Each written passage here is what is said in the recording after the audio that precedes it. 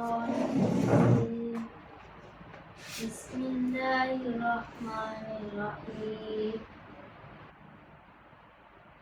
عما يتساءلون عن النبأ العظيم الذي هم فيه مختلفون كلا سيعلمون ثم كلا سيعلمون ألم نجعل الأرض مهادا والجبال أوتادا وخلقناكم أزواجا وجعلنا نومكم سباتا وجعلنا الليل لباسا وجعلنا النهار معاشا وبنينا فوقكم سبعا شدادا وجعلنا سراجا وهاجا وأنزلنا من المعصرات ماء ثجاجا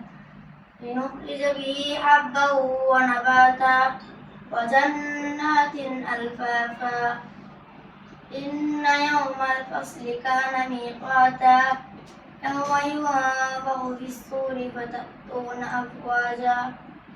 وفتحت السماء فكانت أبوابا وسيرت الجبال فكانت سرابا إن جهنم كانت مرصادا للطاغين مآبا لابثين فيها أحقابا لا يذوقون فيها بردا ولا شرابا إلا حميما وغساقا جزاء وفاقا إنهم كانوا لا يرجون حسابا وكذبوا بآياتنا كذابا وكل شيء أحصيناه كتابا فذوقوا فلن نزيدكم إلا عذابا إن للمتقين مفازا حدائق وأعنابا وكواعب أترابا وكأسا دهاقا لا يسمعون فيها لغوا ولا كذابا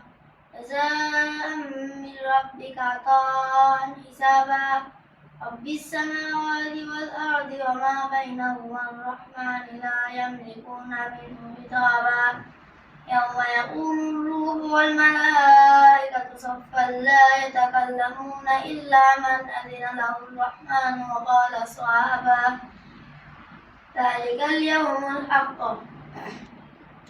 فمن شاء اتخذ إلى ربه مآبا إنا أنذرناكم عذابا قريبا